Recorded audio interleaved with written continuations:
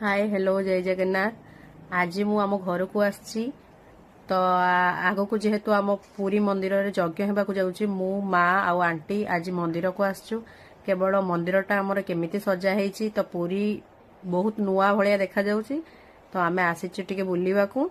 देखंतु प्रथमे मु ठाकुर को एठी दर्शन करथिली, तापरे मु आपन को देखौची आमर चारिपटे केमिति सब सजा हेची।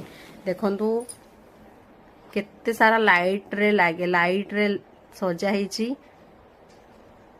पूरी एकदम नुआ भली लागुची। बहुत डेवलपमेंट हो जाइए। लाइट शो टा मस्त हेची। तो देखंतु मंदिर किपरि फूल रे सजा हेची हमर।